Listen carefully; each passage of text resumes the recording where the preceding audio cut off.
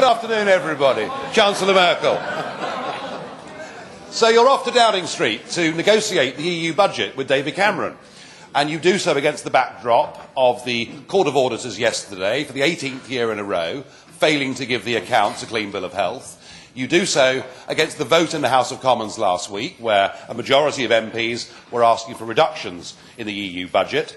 And of course you do so with a growing anger in Britain. Why are we pumping £53 million a day of British taxpayers' money into this union? Not that that'll matter a bit.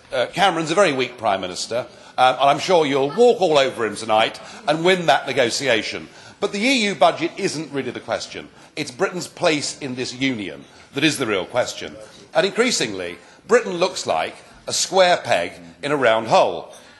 You see, we didn't join the Eurozone. And that means that every time you have one of your summits in Brussels, when the big debates are going on, there is actually nothing for the British Prime Minister to say. And in fact, if we do say anything, we're now seen as the dog in the manger. The fact is, Chancellor, you are leading the Eurozone on a journey to a much more deeply centralised and, I think, more fundamentally undemocratic Europe. But nonetheless, we simply can't join you on that journey.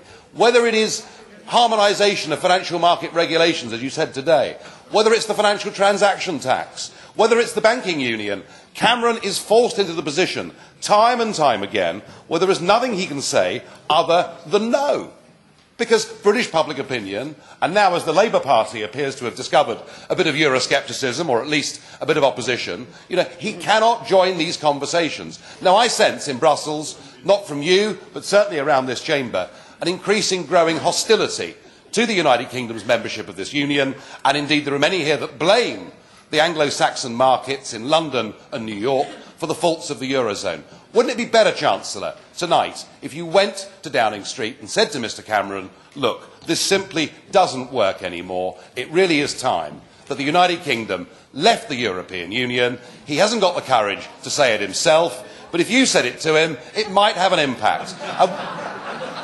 All I'm suggesting, Chancellor, is that we have a simple, amicable divorce, and then we'll all get on much better in the future.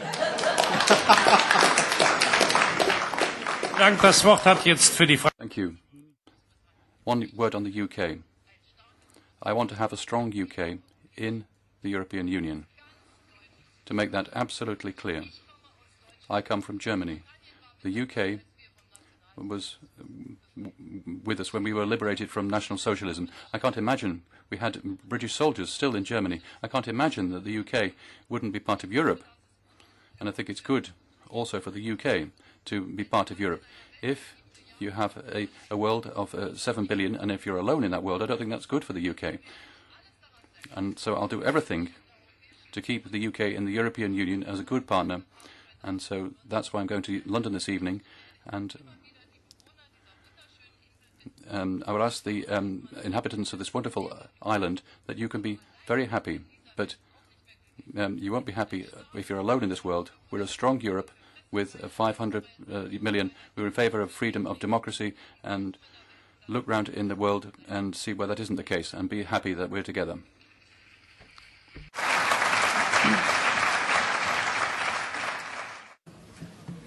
Mr. Farage. Part of the EU or not, Chancellor, it's a very different European Union, isn't it? The 17 Eurozone countries are on a journey and are moving somewhere completely different, and every single proposal that you come up with, Mr Cameron is forced to say no to.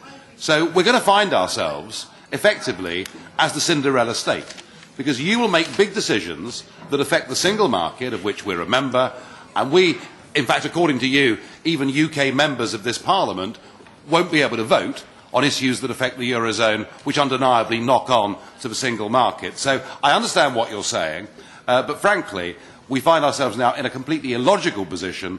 I would have thought Britain has to be either wholly fully in or wholly fully out, and with a simple free trade agreement. And maybe Mr Cameron will agree with you on this, but ultimately the British populace are seeking a totally new settlement.